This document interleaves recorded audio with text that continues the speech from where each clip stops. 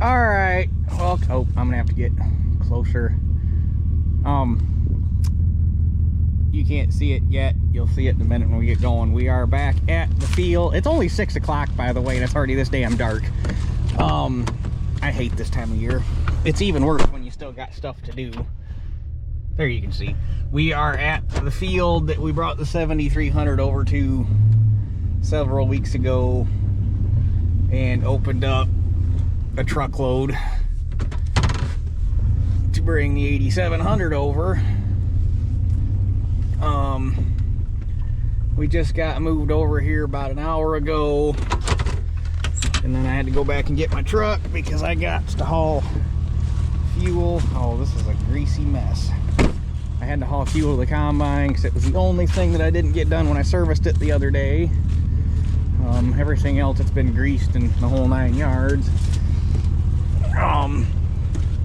But I didn't want to start it to back it out of the barn to put fuel in it to put it back in the barn until it was time to move it. So Dad's bringing me a truck. We're gonna try to get at least one load. We'll see how I feel. Probably 2 shelled out yet tonight. I took tomorrow off of work. We don't have a whole lot going on right now anyhow because it's so close to Christmas, but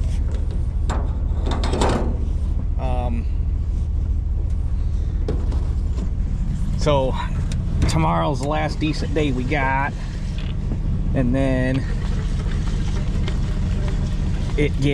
we got rain Friday most of the day, we got rain Saturday, Sunday looks like a slight reprieve, and then we got rain Monday, Tuesday, Wednesday, and then it looks decent after Wednesday, and then it looks like we have 3-4 days of decent weather and then rain again after that. So but like I say, if I get 2 loads off tonight and I took tomorrow off of work to get done, and that'll knock out there's probably about 10-ish acres left here, so that should be fairly easy for me to do by myself.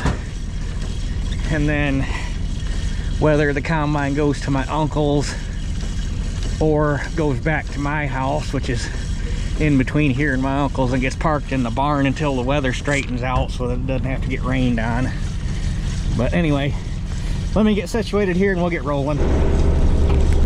Okay, we're down here in the south end rows where we left off. My return elevator beeper might not quit going off.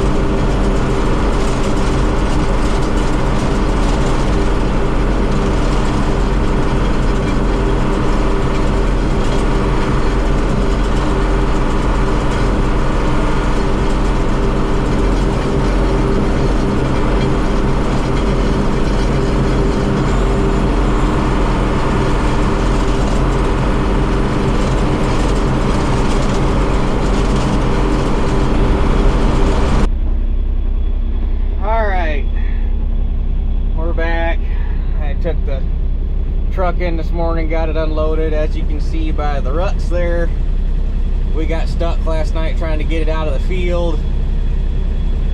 Luckily that subframe on this is good for two things. One, it keeps the tracks on here, and two, it's a good anchor point to pull off of. So luckily I was able to sneak around the front of the grain truck and get the combine in the driveway, and we wrapped the chain around the subframe and pulled the truck out with the combine. It worked out pretty decent. Elevator's open until 5 today. If I can get 4 loads hauled in and then have both trucks full, because like I say last night, the hills in this field really took a beating from that drought. They didn't come up all that great, and what did come up didn't do all that well, so the vast majority of the good corn's up here on top. Seems like this field in the past has been good for about 8 loads, but I don't think we're going to make that this year. I bet this probably, once you get to hills on the average, I bet this is probably only 155, 160 bushel corn. So, but anyway, if I get 4 loads hauled in and have 2 loads on the trucks tonight, if I get more loads hauled in than that, great, but that should finish the field. So I'm gonna let this thing warm up a little while longer. The ground never froze last night. I'm actually honestly impressed there's still snow. It is freaking muddy. But you can see, well, there's better examples of it. I was gonna say, you can see the tracks where I was sinking in with the 7300, and this thing is just walking right over them. But there's better examples of it down there on the end and down that way, so we can look at that later. But anyhow, let this thing warm up for another hot minute and we'll see what we can get done. The plan is, because obviously the truck ain't gonna get in this field and there's no good place. I thought about bringing the cart over and just backing the cart right here and filling the cart and then hauling to the truck, but there's still no good place to park the damn truck. We can't park it down on the road because there's a blind curve right here and people drive like idiots. So loading on the road is not an option in the least. And his driveway's too narrow. So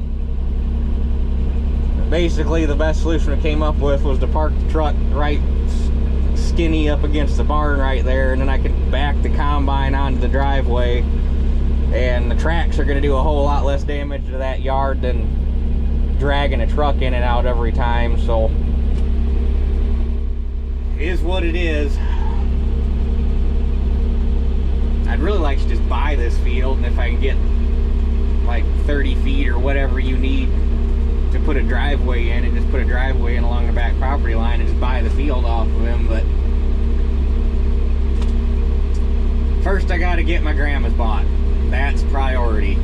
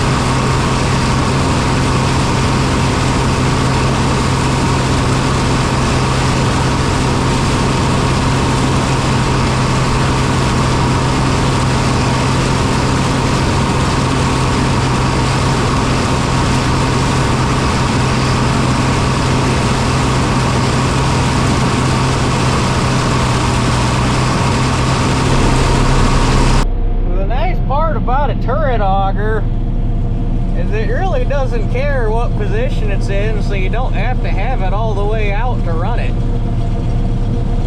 That is a handy little feature.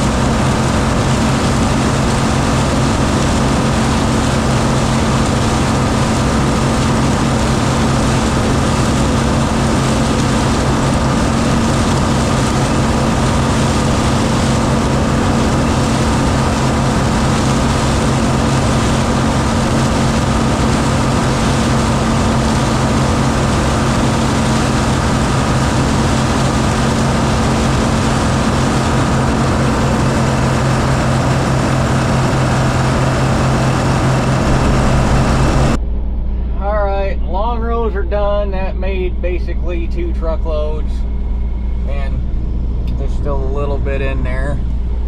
All that's left is the short rows up here, and then the short rows that go back along the woods over there. So luckily there hasn't been a lot. Well, there was a little bit of a line at the elevator, but it was all outgoing. I was the first one going back in, so haven't had to wait at the elevator, which has been nice. So I'm guessing there's about 2.5 more loads back here, so we should have no problem getting.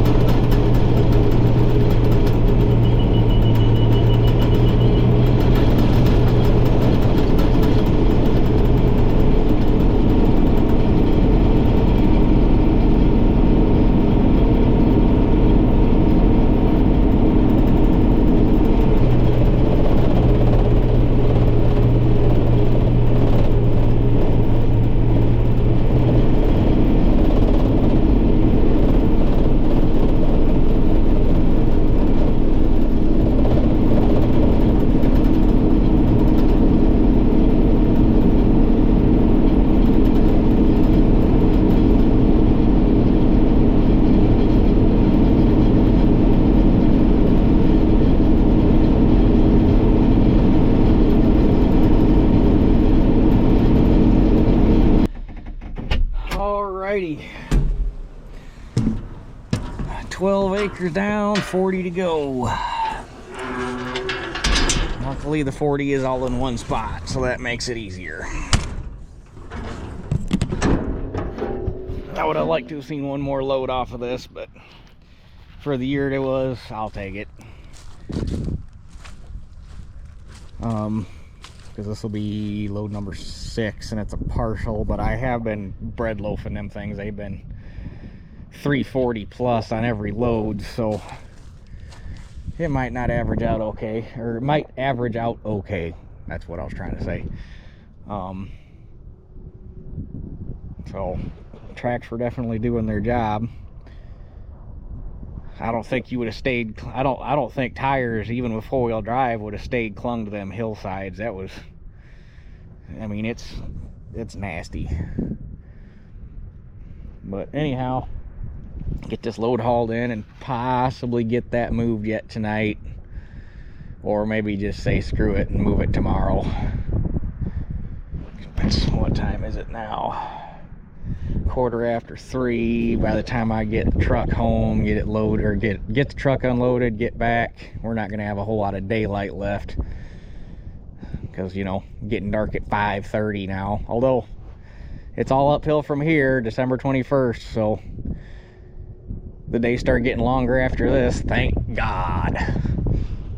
But anyway, I'll get this load hauled in, we'll average everything up, and I'll let you know what this field ran. Well, it wasn't quite as good as I hoped. 13.3 acres, 1,822.86 bushel. Comes out to 137 bushel an acre. And it was all them hillsides. That's what did the damage this year. It was not a good year to be a hill.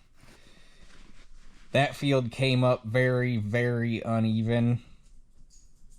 Like the top up in the flat, that all came up all at one time, and then on them hillsides it took it probably, well, some of it came up right away, and then some of it sat there. Yeah, I planted that on the 16th, and it seems like we didn't get our first rain until June, so I mean it laid there for at least 3 weeks before most of them hills came up. And even when they came, so the hills came up at like 2 or 3 different times, and then some of it just didn't come up at all. So I'll take the 137. We can make money off of that.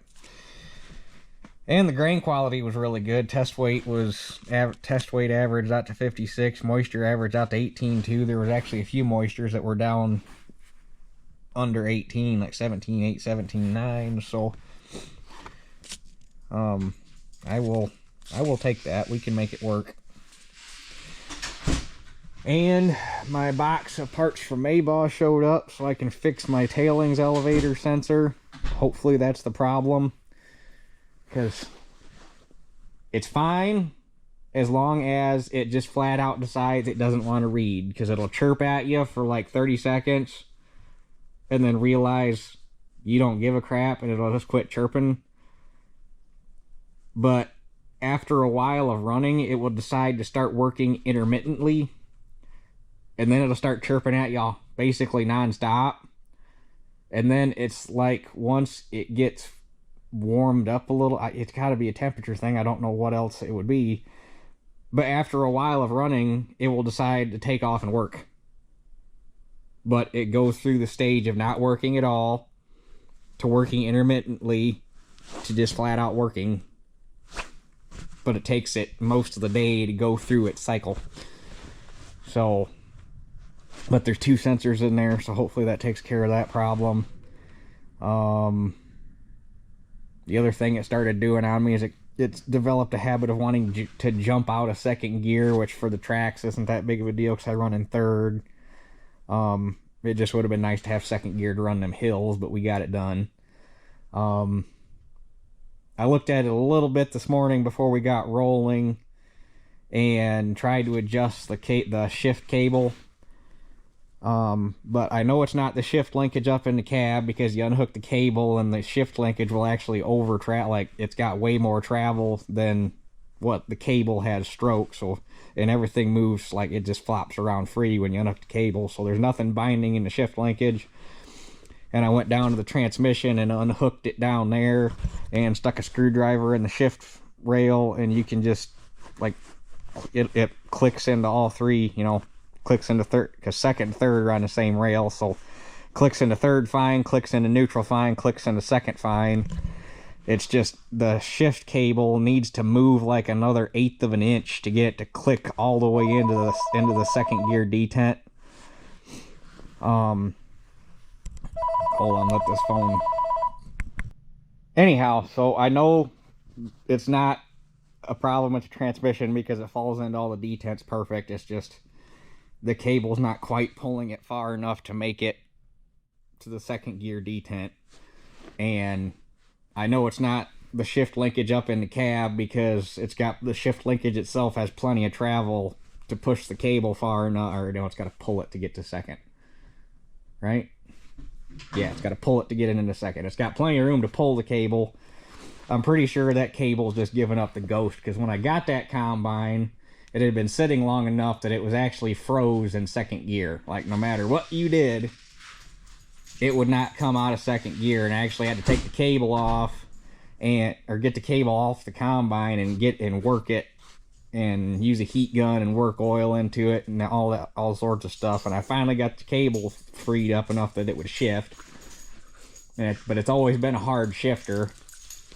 And I think it's just time for that cable to be replaced, because I think it's acting like it might have a wire inside of it that's broke, and it binds up when you try to shift to second. So it's probably due for a new second, third gear shift cable, and hopefully it'll cure that problem. But we'll have a little bit of downtime before we start shelling again, so I should have a little bit of time to mess with it if need be. But I shouldn't really need second gear over at my uncle's, because that's, I mean, it's hilly, but the hills ain't near as steep as the ones I was just working on. So anyhow, I guess that takes care of everything that I needed to talk about. So with that being said, that's it for this one, and we'll catch you guys on the next one. You guys are way too rambunctious.